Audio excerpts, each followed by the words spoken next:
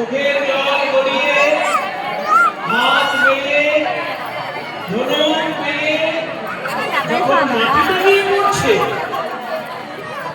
যেই মাটিতে যাচ্ছে চোখের জল উনি লাল হয়ে যাচ্ছে। কি ব্যাপার? চোখের জল মাটিতে পড়লে লাল হয়ে যাচ্ছে কেন? বুদ্ধিমান লক্ষ্য বলে, দাদা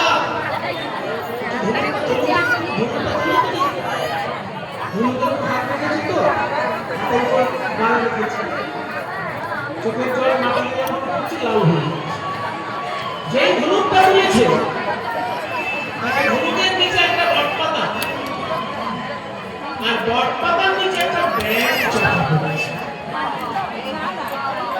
সেই ব্যাগের রক্ত রামচন্দ্রের চোখের জলের সঙ্গে মিশে গিয়ে বইছে, তাই চোখের জল লাল দেখাচ্ছে।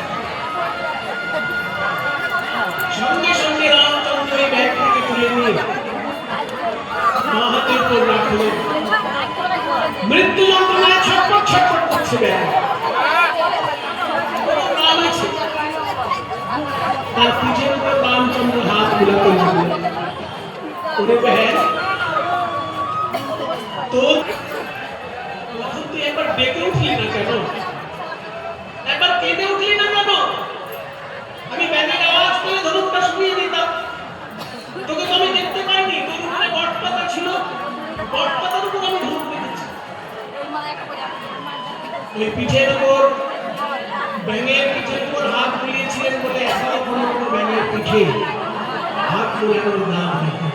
ও হে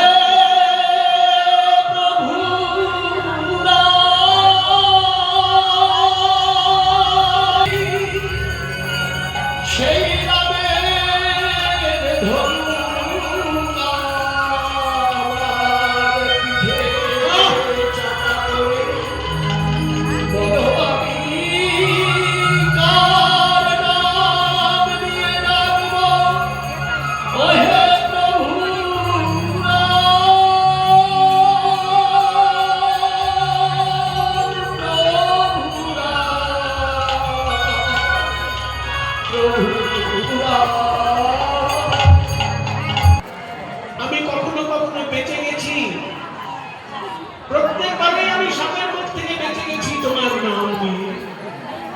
তাই সাপে যখন তারা করে আমি তোমার নাম করে ডাকবো, আর তুমি নিজে যখন ধনুক আমার করে চাপা দিচ্ছ আমি কাকে ডাকবো?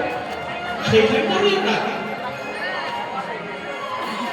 রামচন্দ্রের বড় করুণা হলো, ওরে ওরে ব্যাগ, আমি শেষ বাসনা পূর্ণ করবো। এই মৃত্যুর আগে তুই আমাকে বল তোর শেষ ইচ্ছা কি?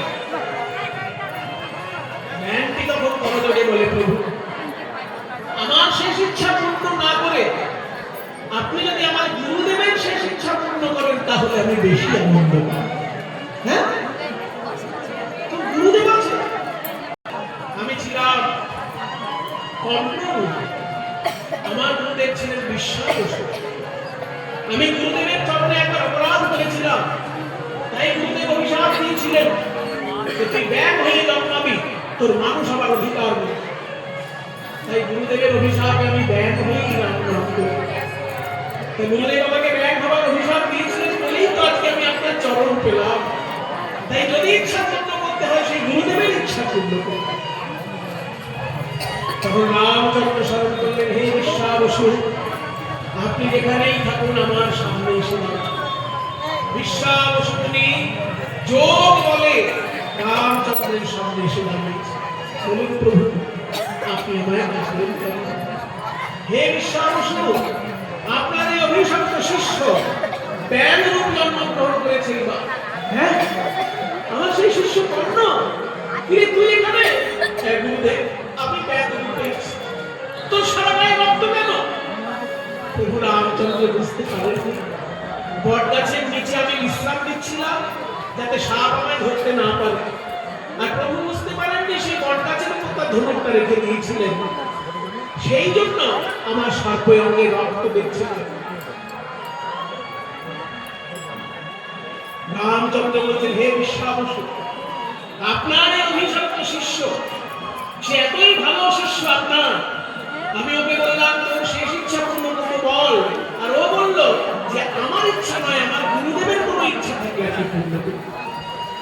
তাই আপনাকে বলেছি, বলুন আপনার কি শেষ ইচ্ছা। বিশ্বাস বলছে, হে প্রভুরা, আমার সৌভাগ্য দেখুন, লোকে গুরুর কৃপায় ভগবান পায়, আর আজকে আমি শিষ্যের কৃপায় ভগবানের দর্শন করি। এমন শিষ্য যেন সব গুরুর জীবনে নাম। আজকে এই শিষ্য আমার কথা আপনাকে বলেছে, তাই তো আপনি আমায় ডেকেছেন, নইলে আপনি তো আমাকে ডাকার কথা বলেন। আমার যদি শেষ ইচ্ছা পূর্ণ করতে হয় প্রভুরা, আমার শেষ ইচ্ছা হলো এই যে আমি আর আমার এই শিষ্য, এই দুইজন গুরু শিষ্য যেন আপনার চরণে বাস করে আপনার গুণগান গুনগুন করে গাইতে পারে। এই আমাদের শেষ ইচ্ছা, গুরু শিষ্য একসঙ্গে আপনার চরণে বাস করে গান করবে। প্রভু রামচন্দ্র বললেন, তাই হবে বিশ্বাস। এই যুগে আগামী তাপর যুগে আমি হব কৃষ্ণচন্দ্র। সেই দিন আপনারা দুইজন গুরু শিষ্য বিশ্বাবসু আর কন্যমণি আমার দুই চরণে দুইজন নতুন হয়ে বিরাজ করবেন। আমার গুণগান আপনারা চরণে থেকে গুনগুন করে গাইবেন। তাই ঝুলু করে বাজছে, গুনগুন করে গান গাইছে। শ্রী রামচন্দ্র কৃপালু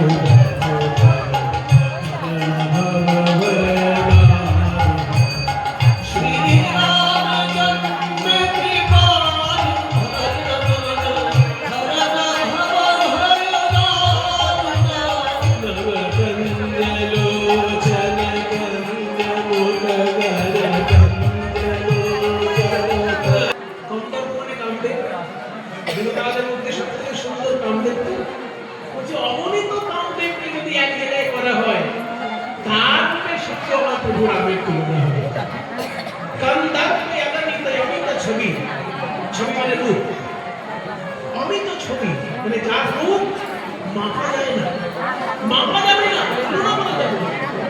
কন্দর্প একানিত অমিত ছবি নব নীল নীল যে সুন্দর, নতুন নীল পদ্মের মতন দেখা যায়।